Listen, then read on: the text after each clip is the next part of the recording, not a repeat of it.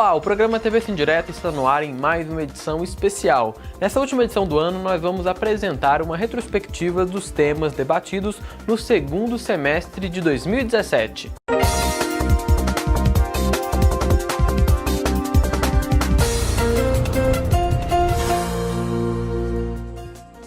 Começamos o mês de julho falando sobre a situação dos servidores do SLU. Acompanhe. Estamos no ar com o nosso encontro semanal, programa TV Sim Direta. E hoje falando sobre essa questão dos servidores do SLU. Que é uma carreira realmente, Valdir, que vem amargando aí uma redução salarial, fruto de uma decisão judicial. E isso foi exatamente uma reestrutura que o GDF fez, cumprindo um pedido do Tribunal de Contas, onde pediu a reestrutura da carreira do SLU, né, que hoje é carreira de resíduo sólido. E aí, então, houve realmente uma decisão desfavorável aos servidores, onde o tribunal entendeu que essa vinda deles para a carreira de administração pública teria vício de inconstitucionalidade e caracterizou uma transposição. Então, isso são decisões e decisões da corte local aqui que realmente, às vezes, vota desfavorável aos servidores. Hoje nós temos um SLU bem diferente do tempo em que ele executava os serviços. Hoje o SLU é um órgão de gestão dos resíduos sólidos, né, do Distrito Federal, e então a carreira realmente precisa ser revigorada, precisa ser atualizada, né? Nós estamos usando várias tecnologias lá e é necessário que haja realmente servidores para tocar a gestão dos resíduos sólidos. Em agosto, o TV Sim Direta falou sobre o parcelamento do salário dos servidores, discutimos a reforma da Previdência e fizemos uma comparação do governo anterior com o atual. Veja. E hoje, falando sobre essa questão de parcelamento dos salários dos servidores. Realmente, Valdir, essa semana foi uma semana assim, que eu acho que o governo resolveu dar encaminhamento de todas as suas maldades, né? Que foi vários anúncios do governo do Distrito Federal contra nós, servidores públicos.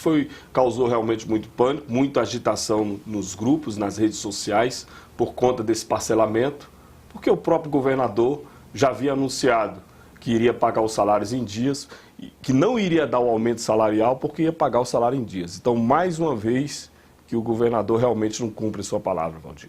E a preocupação e quando extirpar o tempo dele, quando acabar o tempo desse governo, quem vai responder por esses prejuízos que está sendo causado à sociedade, que está sendo causado ao servidor público? Então, é muito importante que a gente se atenha para isso. E eu queria chamar a atenção, aproveitando esse momento da nossa TV Sim Direta, e chamar a atenção do servidor público para uma questão muito séria, que é a questão da nossa organização.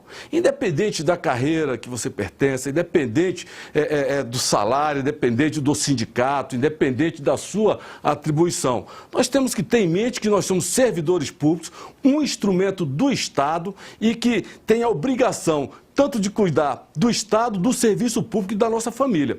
Nós estamos nessa verdadeira batalha travada desde o primeiro dia do governo Hollenberg.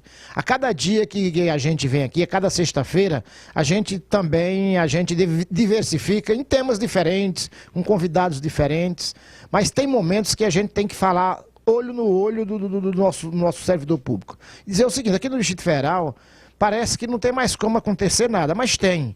Eu queria pedir ao servidor público que acreditasse em você mesmo. Porque você acreditando em você mesmo, você faz a sua luta. Como é que você faz a sua luta? Primeiro, não é você acreditando no que os outros estão dizendo. Você tem que acreditar em você, no que você é possível de fazer.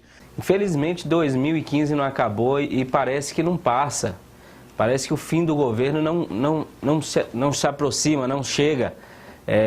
Se Deus quiser, nós teremos eleição para governo do Distrito Federal ano que vem. Eu acho que os candidatos que virão aí, eles têm que vir com uma proposta de melhoria para o serviço público do Distrito Federal, porque o que nós estamos vendo hoje é um sucateamento.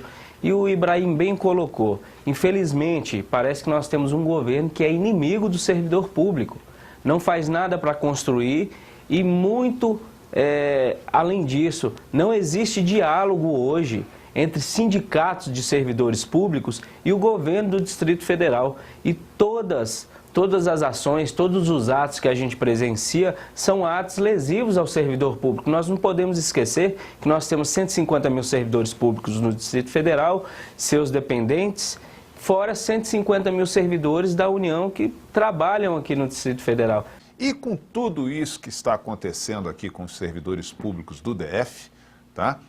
Hoje o Sindireta vai apresentar, vamos conversar sobre algumas diferenças entre o governo anterior e o governo atual. Esse governo ainda critica muito a gestão passada. Critica por quê? Porque a política dele é uma política neoliberal, de acabar com nós, servidores públicos. E, no entanto, a gente está trazendo aqui para a gente dialogar como é que foi todas essas evoluções, né, dos servidores públicos. Então, quero dizer que nós estamos trazendo aqui Vilmar Lacerda, né, o nosso secretário de administração, eterno secretário, porque realmente resgatou o serviço público do Distrito Federal. Eu tive a oportunidade, Ibrahim, de ser secretário no governo de Agnello. Eu sempre resumo o governo Agnello como um governo que fez 5.400 obras, portanto não foi só um governo do servidor público, tinha obra em todo o Distrito Federal, né, porque as pessoas acham que a gente gastou só dinheiro com o servidor público. O gasto com o servidor público não é gasto, é um investimento que se faz para que o Estado preste um serviço de qualidade à nossa população, nas suas diversas áreas. O servidor público está na escola, atendendo o filho do trabalhador, né? O professor dando aula, o servidor limpando a escola, fazendo a merenda escolar. O servidor público está nos hospitais, está nos postos de saúde. O servidor público está na rua, na segurança pública, através da Polícia Militar, através da Polícia Civil. O servidor público está em diversas áreas, né, do GDF, está no transporte público. Então o servidor público está em tudo quanto é lugar. O GDF tem hoje, e é bom que se coloque isso, só o GDF tem hoje cerca de 250 mil servidores públicos. Em setembro, falamos sobre a reforma da Previdência dos servidores do GDF. Esse projeto, especificamente, ele traz lá no artigo 47, salvo engano, o PLC 122, ele traz novas possibilidades, né, de novas fontes de arrecadação para esse novo modelo que vai ser criado, que é um modelo de repartição simples para todos os servidores que já são servidores hoje, né? E aí, nesse artigo 47, ele estabelece que no mínimo 50%, por exemplo, de venda de estatais, de locação de estádio, enfim, e outras questões serão destinadas para esse fundo financeiro que são dos servidores públicos já existentes. Então, a própria lei traz essa possibilidade, mas é uma mera possibilidade. Então a gente chama a atenção de você, servidor, porque nós temos que discutir com o governo essa discussão de lei complementar ser regulamentada por um decreto. Isso aí precisa melhorar esse texto. Né? Mesmo que sempre há uma comparação análoga com os outros estados, mas nós queremos ter a nossa participação, nós queremos deixar a autonomia do GDF em legislar sobre a nossa Previdência, porque lá está condicionando a área federal. Então também precisa da parte do Executivo também escutar os trabalhadores, também não pode ser, né, tudo do jeito que querem. Né? Então a gente realmente é sensível à causa. Né? Aí o servidor chama a atenção com relação ao IPREV. Inclusive foi uma luta nossa, que foi a construção do nosso CONAD, ser paritário, onde são 7 integrantes do governo e 7 dos servidores. Ali nós estamos fiscalizando, porque aquela casa ali é nossa. Né? E aí eu chamo a atenção mais ainda da categoria, porque realmente já há um chamamento para os servidores virem à Previdência, a ser lotado dentro do IPREV. Nós sabemos a dificuldade que não há concurso público, nós também estamos restringidos à LRF. E aí então foi a nossa pressão, porque muitos servidores a gente chama, né, só vai se tiver o DF.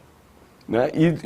Precisa a gente se conscientizar que aquela casa ali tem que ser ocupada 100% do servidor efetivo, servidores de carreiras do GDF. A outra questão, voltando na questão do pagamento, que eu já vou reprisar novamente, é que não, os recursos não saíram do IPREV para pagamento de folha. Recursos do IPREV migraram de uma conta de servidores para uma outra conta de servidores. Eles nunca transitaram fora do IPREV. E aí, como consideração final, Valdir, queria agradecer o convite.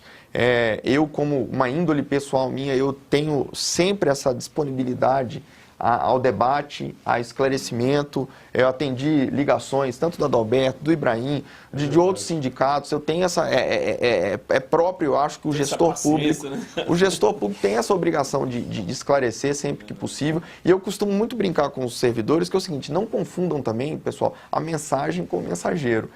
Quem lida com previdência geralmente tem aquela mensagem ruim, olha, a conta está ruim, é déficit, mas nós estamos tentando fazer algo para que esse futuro seja menos indolor. A previdência, o envelhecimento da população é uma tônica mundial. A previdência é um problema hoje de todos os estados, todos os países, ela está no centro do debate da sociedade moderna. Então nós estamos aqui tentando produzir esse debate e essa medida do governo, espero ter feito os esclarecimentos que os telespectadores entendiam devidos, mas ela é, de certa forma, uma alternativa que o governo teve a se omitir ao problema. Muitas vezes o governo prefere uma omissão, a omissão em termos políticos, Ibrahim, às vezes ela é até mais barata. É preferível você empurrar o problema com a barriga e deixar para ele lá para ser tratado lá na frente com um custo econômico, social muito mais intenso. Então, diante disso, nós entendemos que seria o caso de propor alguma mudança. Essa mudança está nas mãos da Câmara. Alternativas são possíveis? São. Mas nesse espaço de tempo que a gente tinha, conversando com alguns especialistas na área, a gente tinha muito pouca outras opções. E outras opções que precisariam sim de um debate, né? Eu costumo dizer o seguinte, para aplacar esse problema da Previdência, todos nós toparíamos fazer alguma discussão sobre desestatização? Eu acho que essa discussão não pode se misturar com Previdência. Uma coisa é Previdência, uma outra coisa é venda de ativos. Isso tem que ser tratado em outro momento político.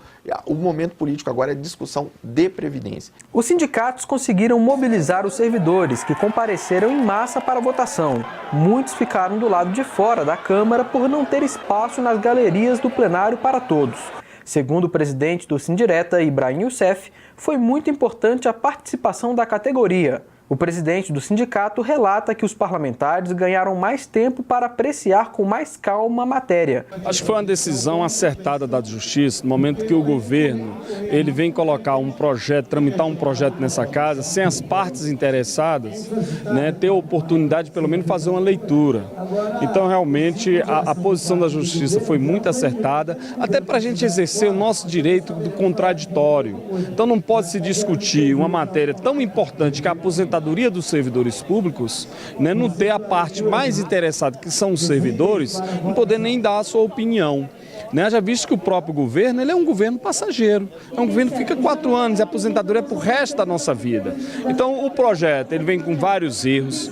Primeiro que vem regulamentando, vem criando uma aposentadoria complementar, e o próprio texto traz lá que ele vai ser regulamentado por um decreto. Olha, um decreto, você pode dormir de um jeito e acordar de um outro. Não tem um processo democrático de participação, dando um direito ao contraditório dos servidores. E aí nós assistimos aqui de uma maneira muito ruim, que foi o trâmite nas comissões. Você vê que votaram nas 6 comissões, assim, a toque de caixa. Chegou a 5 minutos o projeto a ser aprovado na questão de constitucionalidade, na questão de todas as comissões aqui dentro. Então, foi realmente um rolo compressor do governo. Eu acho que o governo, com essa decisão da Justiça, ele tem condição de chamar as partes interessadas, até dividir mesmo os projetos, porque é um projeto que vem trazendo várias matérias, né? Então ele pode sim, a gente tem tempo para discutir a previdência dos servidores. Nós queremos fazer uma coisa bem feita, uma coisa que realmente que tenha durabilidade, né? Porque é pro resto da vida. Até porque está mexendo num fundo que deu certo, que é o fundo capitalizado, que são esses servidores, os 33 mil servidores que ingressaram na administração de 2007 para cá.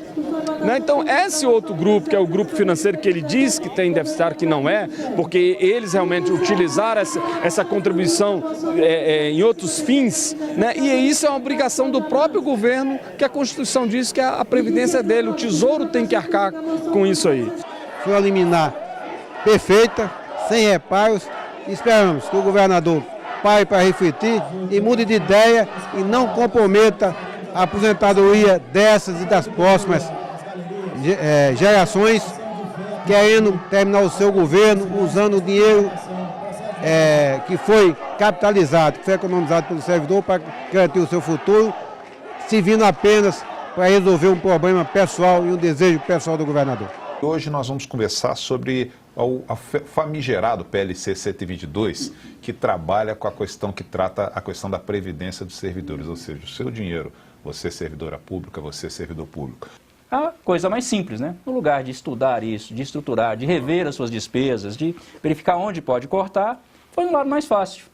Vou fazer o seguinte, vou embolar todo mundo aqui num bolo só, eu posso usar esses 5 bilhões e 200 milhões, que já deve ser mais, porque esses dados são lá de trás, né? Eu vou usar esse dinheiro todo, eu vou poder resolver todos os problemas financeiros do meu governo, vou fingir que estou resolvendo o problema da Previdência, inventando uma Previdência complementar, e saio do governo dizendo que deixei as contas saneadas. Mas o próximo governo tem uma bomba que vai explodir no colo dele. Tá? Esse aqui é o quadro, o cenário geral. E eu digo o seguinte, o Hollenberg, ele não entende nada disso, ele não entende de Previdência. Ele provou que ele não entende de nada, nem de governo nenhum, quanto mais de Previdência. Ele está mal assessorado e ele está de olho no fundo de recursos que tem lá dentro. Ele quer tirar ele de qualquer forma, quer pegar ele, como ele já pegou uma parte, então ele está arranjando uma desculpa. Então ele mal assessorado, elegeu nós servidores públicos como os inimigos dele, porque infelizmente foram os que botaram ele lá no governo, mas ele vai ver o ataque que ele vai levar agora na eleição, por conta disso. Então ele com muita pressa, assoladamente, mandou isso para a Câmara Legislativa. Meus amigos deputados distritais, não entrem nesse imbróglio, não entrem nessa armadilha de Hollenberg. Estava conversando com o William aqui ainda há pouco, é o seguinte, ele só tem mais aí 1 ano e pouco de governo, ele deixa a bomba para explodir no colo de quem vier no próximo governo.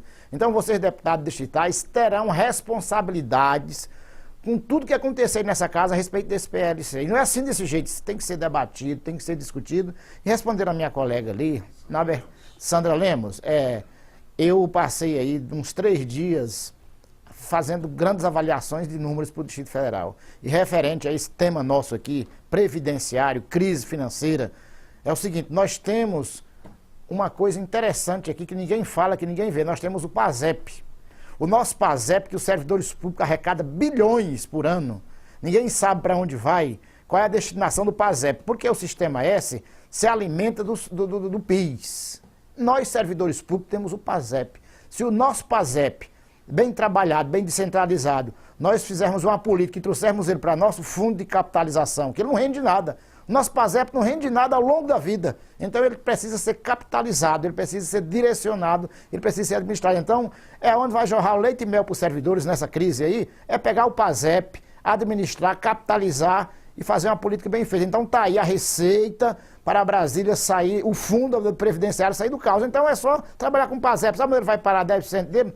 Lá no FAT. Vai para lá para ir para as malas de dinheiros que vão para a Caixa Econômica, que estão tudo retido aí nos prédios. Traz para a gente aqui. Em outubro, recebemos o deputado distrital Cláudio Abrantes para falar sobre a judicialização do PLC 122. Veja.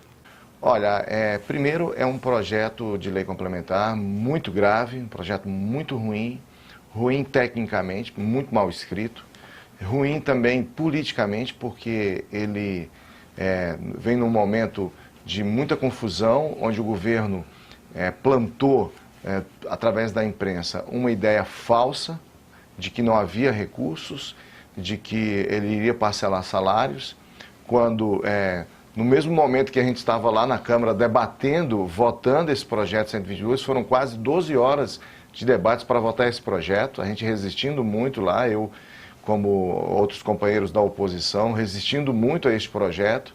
Nesse mesmo momento, o governador do Distrito Federal estava em seu gabinete, confortavelmente, assinando o decreto do relatório de gestão fiscal, que comprovava que efetivamente o governo, como já disse o Ibrahim, vive o seu melhor momento financeiro. Ao longo desses quase 3 anos do desgoverno Hollenberg, ele nunca teve uma situação financeira tão confortável, tanto que saiu do limite prudencial da Lei de Responsabilidade Fiscal. Então, politicamente era muito ruim e do ponto de vista social também um projeto péssimo, porque ele vai gerar um impacto na nossa sociedade daqui a algum tempo muito negativo, quando os governos para frente não tiverem recursos, por exemplo, para pagar a aposentadoria, porque isso vai acontecer se esse projeto seguir adiante. Eu digo se seguir porque a gente continua lutando, estamos trabalhando também a judicialização, que é o tema deste programa. Estamos buscando todos os elementos para que a gente possa, na justiça, inviabilizar esse projeto.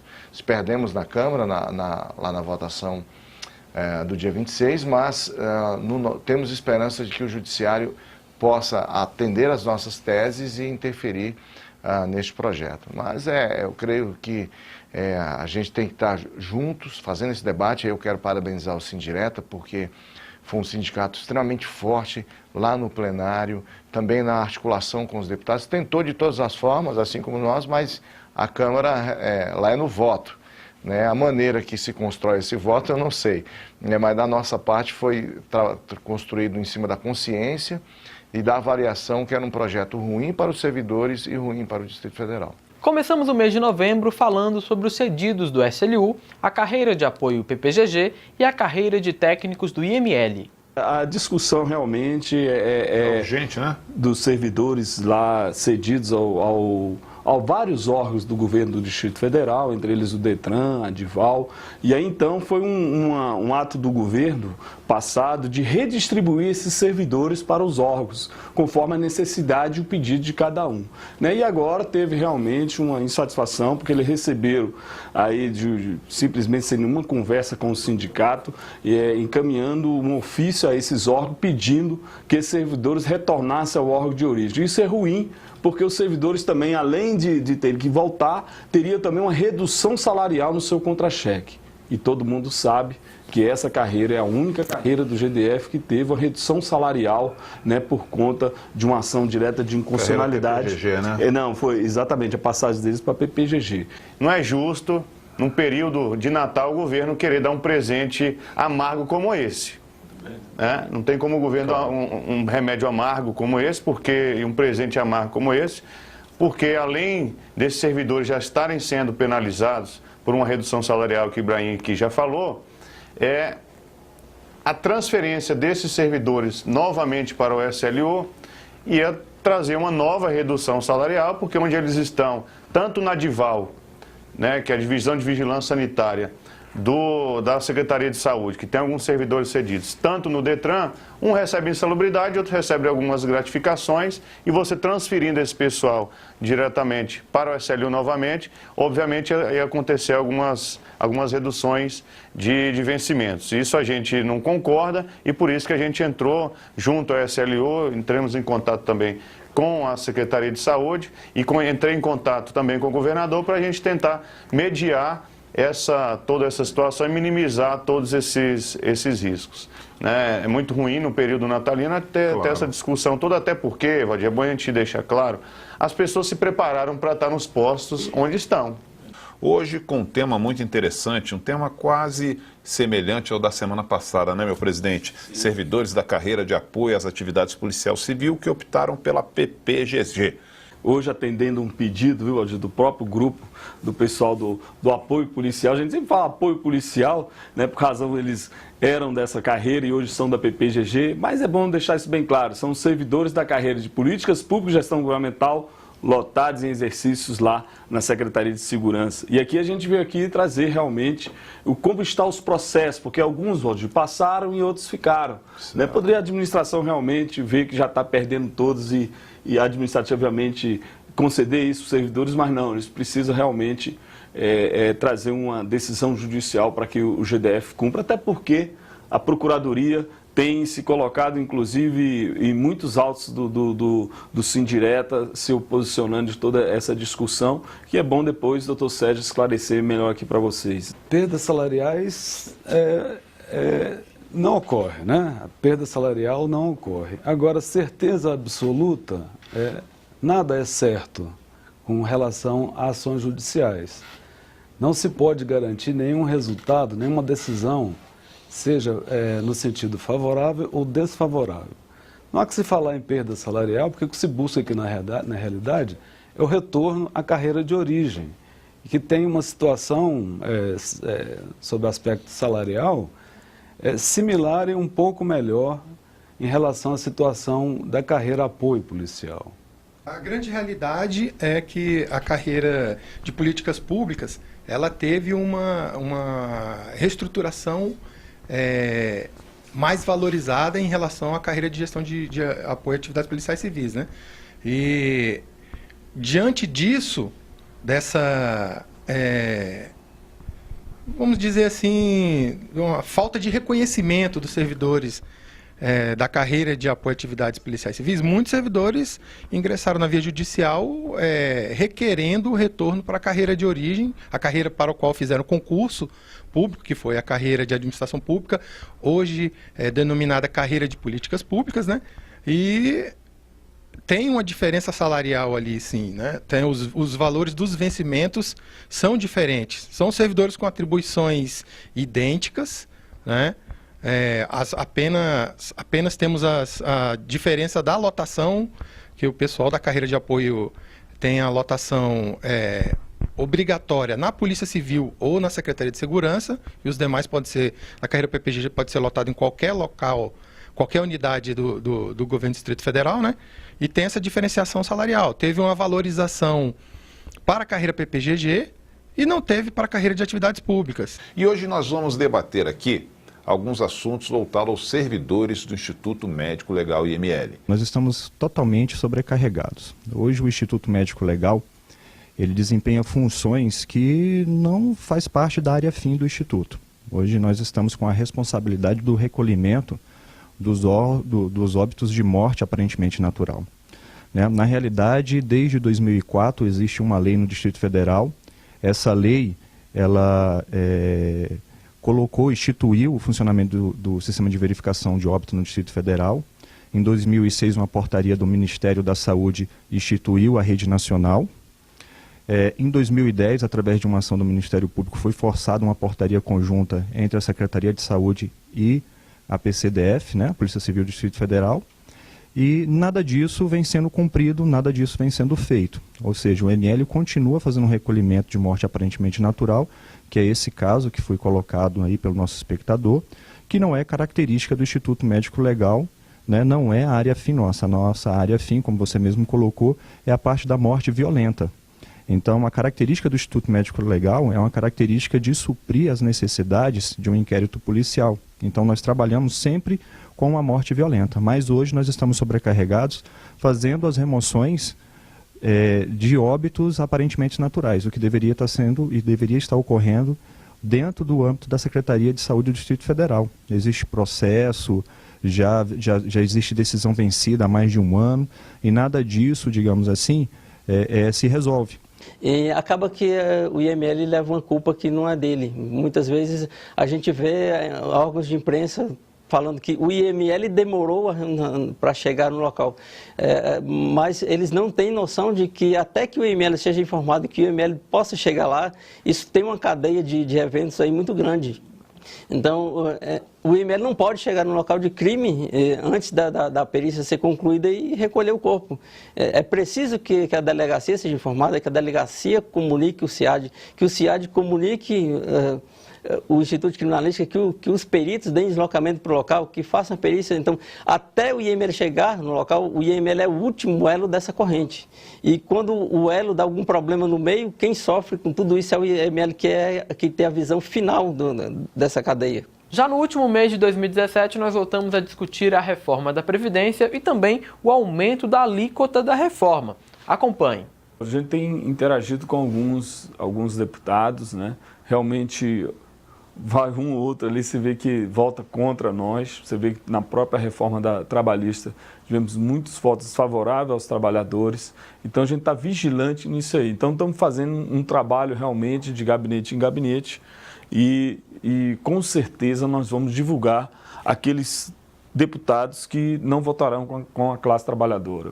Existe hoje uma campanha clara contra o servidor público, o que nós não admitimos, e o momento de reforma da Previdência, de medida provisória 805, que congela salário, que aumenta a alíquota de previdenciário, enfim, tudo isso ao mesmo tempo, então exige que a gente realmente faça várias reflexões e, acima de tudo, que a gente trabalhe bastante para não deixar que transformem o servidor, que é essencial para o Estado, para o cidadão, nesse demônio que querem fazer e nós não vamos deixar.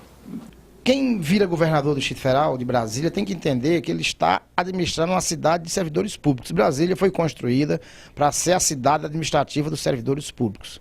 Aqui nós não temos que estar fazendo comparações com Minas Gerais, com São Paulo, com Rio de Janeiro, porque lá é um estado para outras finalidades. Brasília é a capital hospedeira de todos os poderes legislativo, executivo, judiciário, das embaixadas. Brasília foi construída por Juscelino Kubitschek para ser a cidade administrativa. Aqui tem que ter o melhor sim, porque o Brasil só tem uma capital, é Brasília.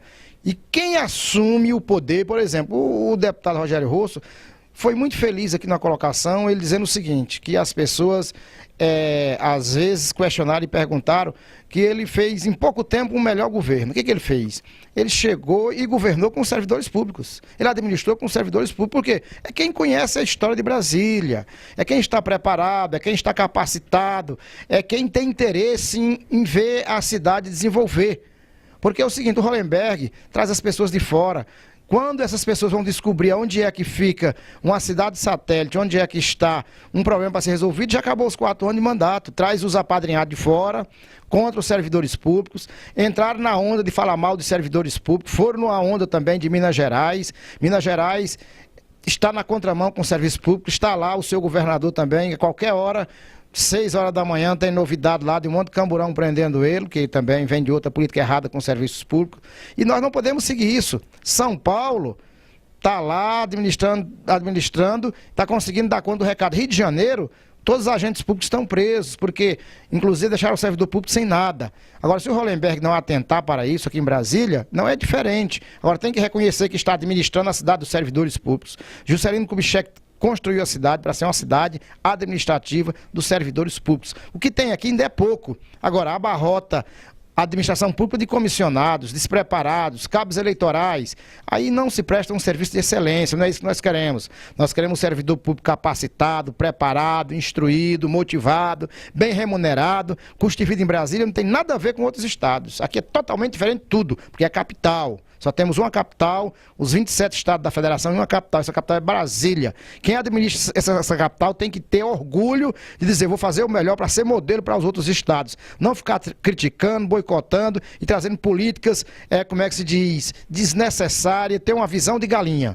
Quem administra aqui tem que ter uma visão de águia, não uma visão de galinha. Esse governador tem uma visão de galinha. Estamos atentos, vamos estar acompanhando. Agora, como bem o deputado colocou, que é importante a mobilização nossa lá. Nessa vez que ele é o presidente da comissão, existem outros deputados que a gente realmente nós temos que estar convencendo eles dessa necessidade deles não votarem esse projeto maléfico contra nós, servidores públicos, e aí cada um realmente tem que fazer o seu papel. Nós, como entidade, nós vamos estar convocando a categoria, porque é importante a presença de todos lá no Congresso, para nesse momento agora, né, e também que você também faça contatos com a nossa bancada do Distrito Federal, quer dizer, a posição do deputado aqui para a gente é muito boa, né, já se posicionando a nosso favor, quer dizer, com certeza ali nos pares dele ali também, ele vai trabalhar a favor nossa dos servidores públicos, e é isso que a gente é importante. O projeto do governo é que vai demorar 20 anos fazendo escalonamento, um pedágio, uma regra de transição, onde você vai ter que trabalhar um pouco mais. Se você falta 1 ano, você vai trabalhar 1 ano e 6 meses, por exemplo. Se você falta 2 anos, e por aí vai. Você vai trabalhar um pouquinho mais, mas o problema não é só o tempo. Você tem que prestar atenção que hoje nós aposentamos por paridade. Quem contribuiu, cheio. Agora, depois, se passar essa reforma da Previdência, você vai aposentar pela média dos salários, não é a paridade com quem está na ativa. Então, tudo isso são detalhezinhos que às vezes você não está prestando atenção. Mas a gente tem que estar de olho em tudo, porque é muito interesse, como disse o presidente Ibrahim, de quantas empresas não vão fazer plano de previdência privada, quantas já não tem, que estão só esperando, porque vai todo mundo correr para isso. Quer dizer, aquecer o mercado, com que interesse? Então fica aqui a preocupação. E eu queria aproveitar para deixar aqui, Lucas, o meu celular, o 999882535, 61 Brasília, é meu zap também.